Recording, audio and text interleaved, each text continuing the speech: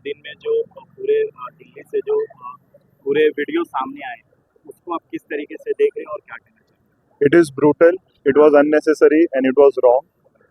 बच्चे प्रोटेस्ट कर रहे थे, मार्च कर रहे थे peacefully. Marching is a right, protest is the kids right. बच्चों का ही नहीं, सारे सिटीजन्स का राइट है मार्च करना, प्रोटेस्ट करना।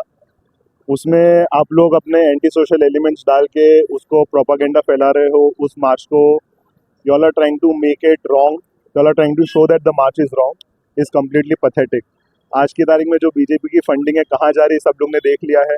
देर are lot of influencers who posted on Instagram, उनको 40-40 हज़ार 60-60 हज़ार ऑफर किया गया 2 रील बनाने के लिए। मतलब हम लोग का टैक्स का पैसा है, मैं लास्ट 15 साल से टैक्स भर रहा हूँ, मेरा टैक्स का पैसा इधर जा रहा है कि तुम लोग 40,000 रुपया देके बोल रहे हो कि स्टूडेंट के प्रोटेस्ट को इनवैलिडेट करो। That is bloody wrong, you can not do that, you can not do that.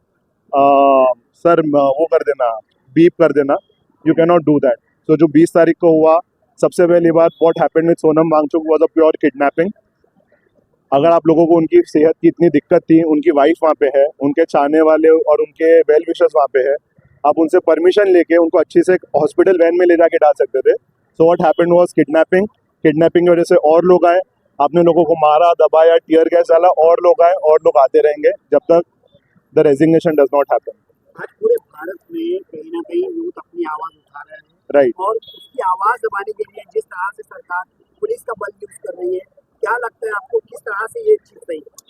काहे के लिए सही है? पुलिस का बल बच्चों के ऊपर क्यों यूज हो रहा है? इफ धर्मेंद्र प्रधान और anyone from the ministry would have come and talk, सिर्फ अगर आके वो बात करते, प्रोटेस्ट नहीं होता, सोनम वांगचुक जब अपना फास्ट तोड़ देते, अभिजीत दीपके आगे नहीं बढ़ते।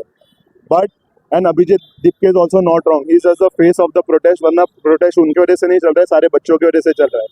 पहले सिर्फ बच्चे थे, बच्चों को पीटा गया तो उनके माँ बाप आए। सोनम वांगचुक को किडनैप किया तो यंग अडल्ट आए, जो हम लोग के बच्चे, मेरे बच्चे नहीं है, बट मैं स्कूल में पढ़ाता हूँ, मेरे स्टूडेंट्स हैं, मैं उनके लिए आज यहाँ पे खड़ा हूँ।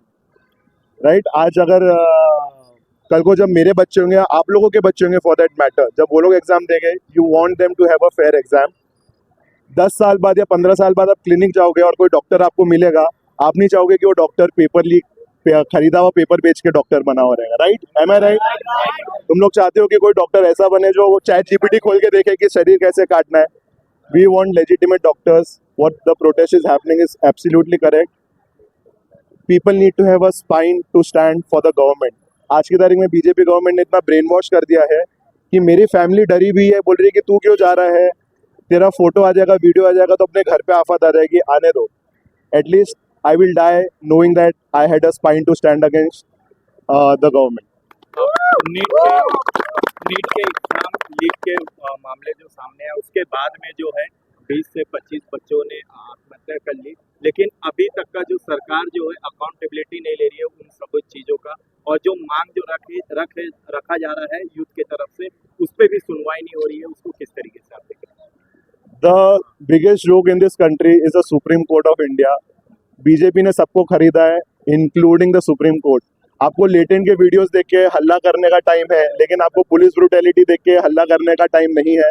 It is ridiculous. क्या supreme court, I want to ask the CJI, do you not have kids at your home?